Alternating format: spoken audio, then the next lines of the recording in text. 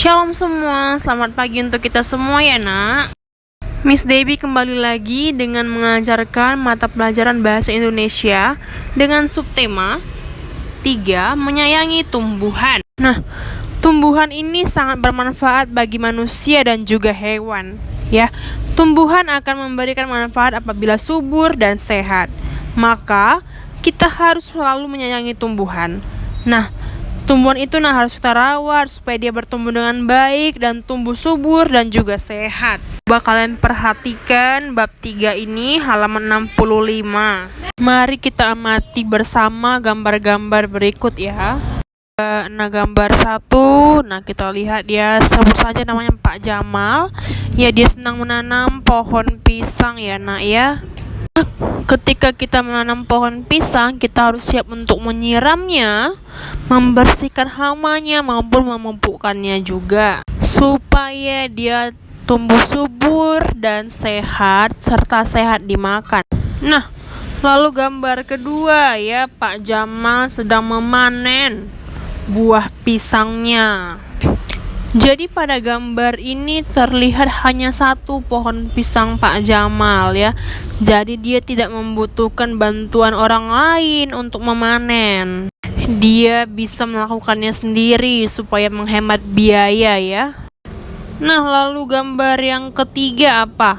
Ya, gambar ketiga itu Pak Jamal menjual pisangnya itu di pasar, lalu dia mendapatkan uang yang dapat ia gunakan untuk memenuhi kebutuhan dapurnya, baik itu makanan pokok ya, maupun tambahannya. Berikut beberapa contoh tindakan dalam hal menyayangi tumbuhan, silakan kamu catat.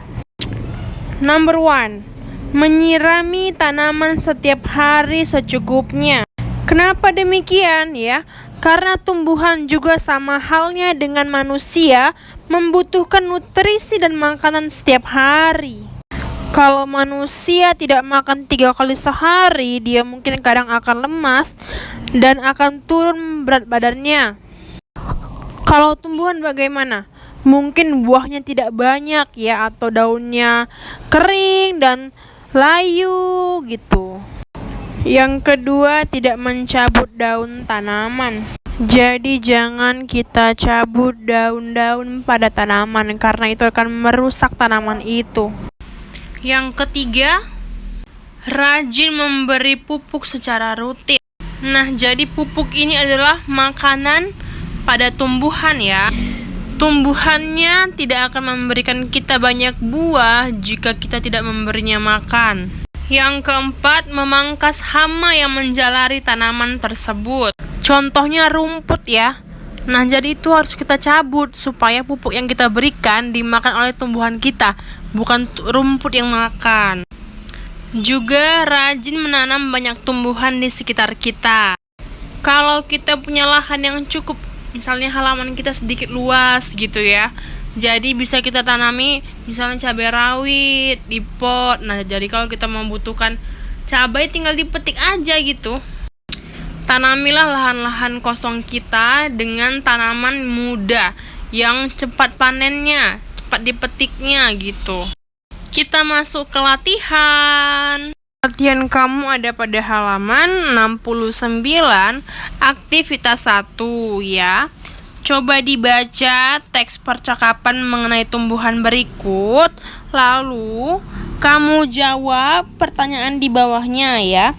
Kamu lengkapi pertanyaan yang ada pada halaman itu ya. Kamu pilih salah satu. Lalu lanjut di halaman 70 ada aktivitas 2. Ini kamu tinggal memasangkan saja kata yang satu dengan kalimat yang tepat untuk kata itu ya.